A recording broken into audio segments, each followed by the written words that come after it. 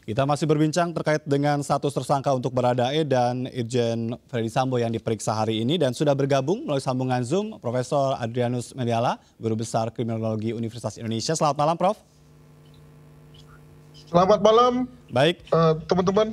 Dengan penetapan tersangka Baradae, apakah menurut Anda ceritanya atau alur cerita yang memang menjadi pemeriksaan ini rumit, begitu, masih sama atau sudah berubah? Jelas sudah berubah dong. Dengan penetapan ini, maka cerita pertama ya bahwa ada tembak menembak itu delete, dismiss, ya, menjadi kegiatan menjadi cerita tentang penembakan. Nah, tidak ada tembak menembak, tapi adanya pembunuhan begitu. Betul.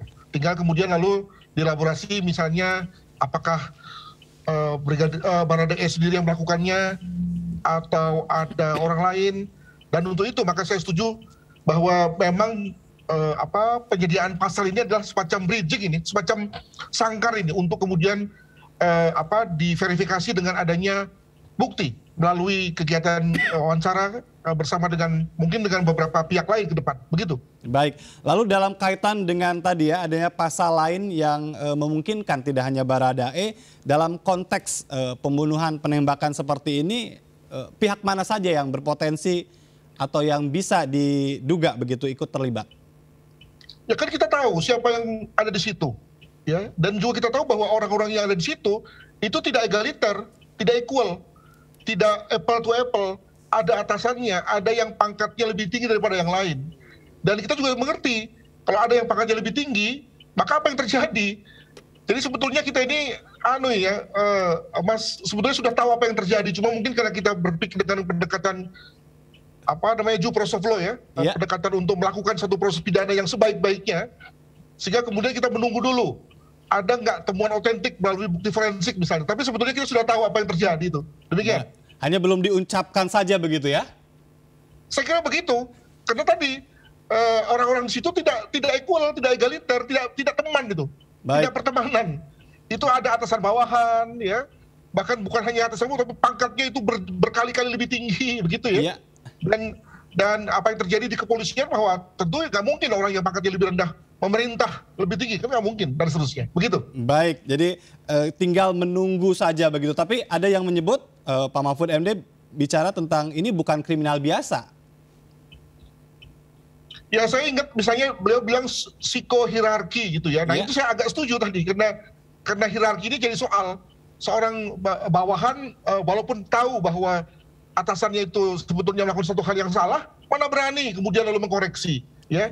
Walaupun dia tahu bahwa akibat daripada mengikuti perintah yang salah itu, dia juga harus menjadi atau tersangkut, dianggap sebagai accomplice atau ikut serta dalam, kan begitu. Tapi ya tadi, itulah memang repotnya berada dalam suatu organisasi paramiliter seperti kepolisian.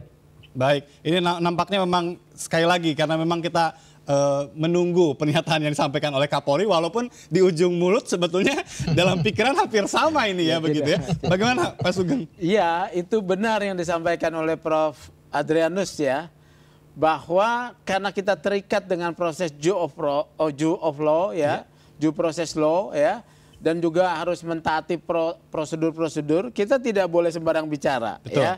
Akan tetapi penetapan pasal 55 dan 56 tidak sembarangan. Saya punya dugaan kuat penyidik sudah memiliki alat bukti yang mengait beberapa orang yang akan mengena pada pihak lain selain Baradae. Siapa? Yang ada di lokasi. Tidak mungkin yang di luar lokasi. Yang ada di lokasi karena ini satu tindak pidana konvensional membunuh ya. Bukan tindak pidana yang menggunakan misalnya sarana internet ya. Membunuh berarti ada lokasi. Apakah kemudian ajudan yang lain? Ya ini harus didalami. Baik, gitu dan untuk TKP ini kan ada Irsus ya, sedang juga mendalami ya. 25 orang termasuk harusnya adalah termasuk Irjen Verdi Sambo. Ya. Karena kan dia polisinya polisi yang harus menerapkan kode etik dengan ketat ya. Ternyata prosesnya unprosedural. Iya. Ya. Tapi kalau berbicara tentang sudah ada tersangkanya, Prof. Ini lalu bertanya kemudian pasti sudah ada rangkaian motifnya dong kalau kayak gitu. Lalu apa untuk Baradae ini? Ya, saya juga misalnya mendengar bahwa Baradae itu sudah ngaku ya di depan Komnas HAM. Hati-hati bahwa tidak boleh juga, tidak dianggap berharga loh pengakuan dari seseorang terkait dengan perbuatannya. Itu namanya non self incrimination. Tidak boleh orang itu kemudian lalu mengaku begitu saja dan kemudian dianggap sebagai diterima, apalagi dalam satu kegiatan wawancara bersama Komnas HAM yang bukan dalam rangka polisi justisia.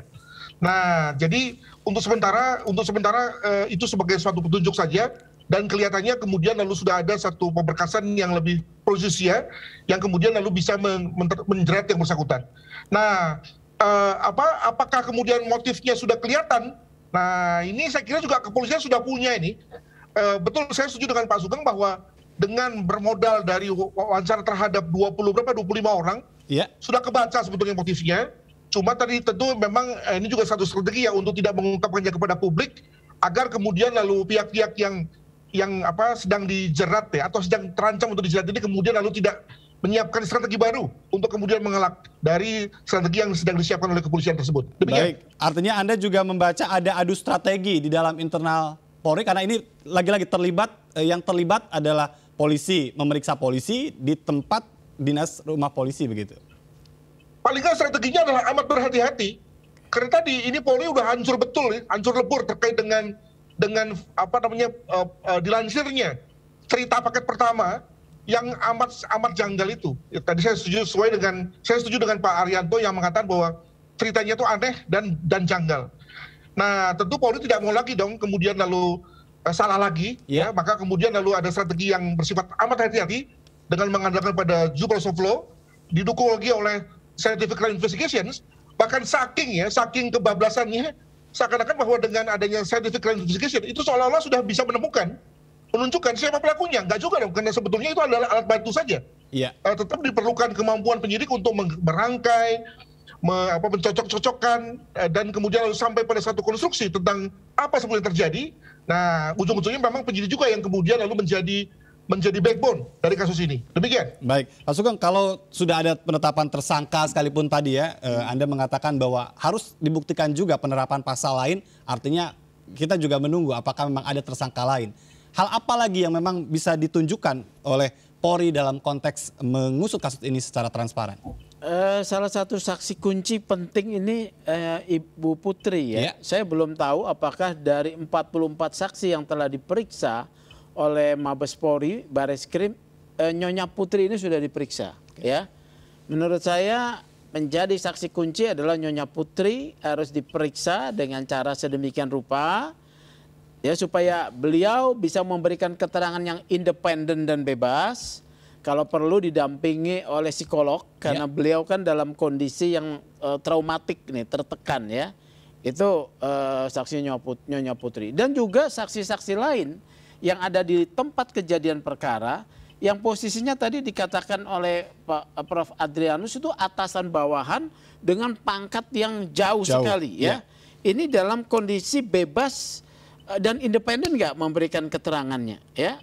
Ini sangat penting dan itu adalah keahlian dari penyidik untuk mengungkap apa sebenarnya yang terjadi dan siapa lagi yang bisa dimintakan pertanggungjawaban hukum terkait pasal 338. Baik. Ya.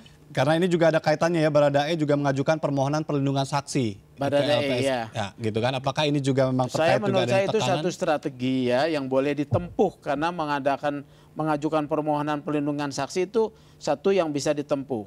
Justru saya kemarin ya meminta Pak Hasto melakukan tindakan extraordinary dengan memberikan perlindungan, tapi ternyata sudah ditahan dulu. Ya. Terhadap Nyonya Putri menurut saya LPSK harus melakukan tindakan agak extraordinary ya. Berikan perlindungan, tidak bisa diakses oleh siapapun juga ya. Tidak boleh juga dia berhubungan bebas dengan siapapun juga ya. Bahkan saya meminta penjagaannya bukan oleh polisi ya, oleh TNI ya. Dengan meminta LPSK meminta bantuan. Tetapi diberikan memang yang betul-betul adalah pendampingan psikologis. Karena beliau itu begitu trauma. Baik, kita masih ada satu segmen lagi. Prof. Adrianus, kita lanjutkan kembali. Usai jeda tetaplah bersama kami, tetap di MNC News Prime.